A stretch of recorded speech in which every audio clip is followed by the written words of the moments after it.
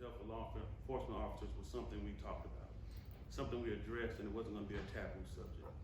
I can tell you this year I've attended 4 funerals of fellow officers that have lost their lives to suicide. And having DA Broady's leadership in this effort to make sure we address it and we don't hide from the fact is a big thing in law enforcement. And I do want to tell him thank you for giving me the freedom to operate the way I do operate, to push this issue forward, and his willingness to come out and help and roll his sleeves up and make sure all officers are okay.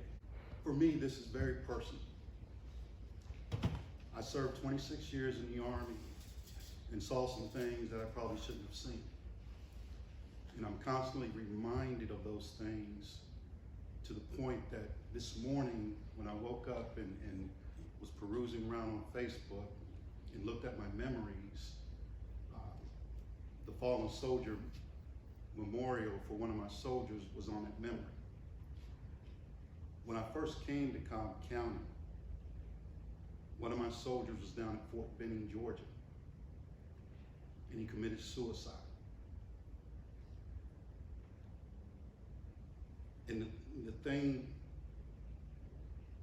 that's so important about that was he was just the first of what is now 7 that I've lost to suicide since we've come back from combat.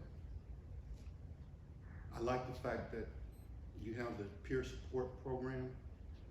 I like the fact that we are now really talking about mental health for our police officers, our first responders, and also for our prosecutors, all those involved in the criminal justice system. Because we all see things that really warp our mind on how we feel about this world. And there are periods where I still suffer from PTSD. And when I came back in 2007, for the next 8 years, I saw a counselor weekly to help me get over the feelings and the trauma that I experienced. And I can only imagine that, I literally got a chance to take a break from that trauma and got my treatment. Well, for you law enforcement officers, the trauma doesn't stop because you're constantly on the street. And so you're constantly facing something new each and every day. The threat that you may not come home is ever present in your lives. And so I'm conscious of that.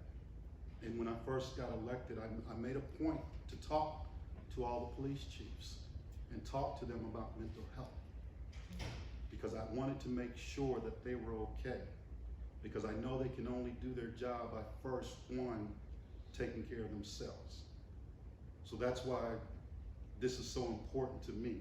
And I thank Charles for making sure that we put this together so we could present this, to make sure that you know that we care enough about you to make sure we want you every night to be able to go home. We want you to be able to control those emotions that could cause you to do something that could get you in trouble. It's so important how much our mental health means to us each and every day. So thank you all for attending, and I hope the things that you learned here today that you will take back to wherever you're coming from and utilize those things so that way we can make sure that we don't have any officers committing suicide. That when we have mental health crises in our neighborhoods, we know how to control it so people don't die needlessly. Let's take this knowledge and use it to our benefit for our communities. Because like I said before, our own mental health is so important to our job and to what we do. So once again, thank you for being here, and I'm ready to get started and learn a little bit more so that way my soldiers who are still going through trauma, I can help them out. So thank you.